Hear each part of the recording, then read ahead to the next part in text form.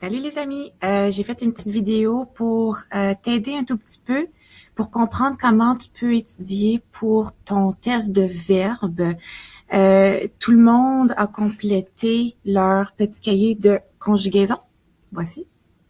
Alors, une chose que tu peux faire pour t'aider à étudier pour ton test de verbe, ça serait de premièrement apporter ton petit cahier de conjugaison à la maison et de tout simplement le faire oralement. Donc, qu'est-ce que ça veut dire de le faire oralement? Je vais te donner un petit exemple. Par exemple, on a ici le verbe pouvoir. Donc, tu peux tout simplement le réciter à voix haute, comme ceci. Je peux, tu peux, il peut, nous pouvons, vous pouvez, ils peuvent. Et ensuite, de le refaire et de pouvoir l'épeler. Donc, par exemple, je peux, P-E-U-X, tu peux, P-E-U-X, il peut, P-E-U-T, etc., etc.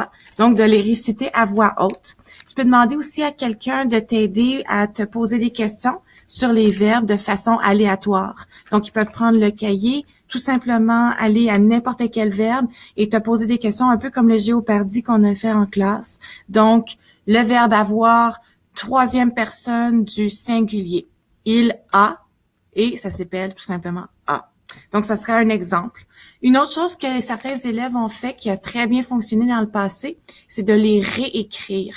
C'est un petit peu plus long, mais c'est une façon très efficace de le faire seul et de t'assurer de ne pas oublier aucun des verbes et de aussi surtout de t'assurer qu'ils sont bien épelés parce que durant l'examen, c'est pas juste de pouvoir savoir la réponse, mais c'est de savoir comment l'écrire correctement sans faute. Alors voilà, c'est certaines petites astuces pour pouvoir t'aider à étudier pour ton test de verbe qui s'en vient bientôt. Bonne chance!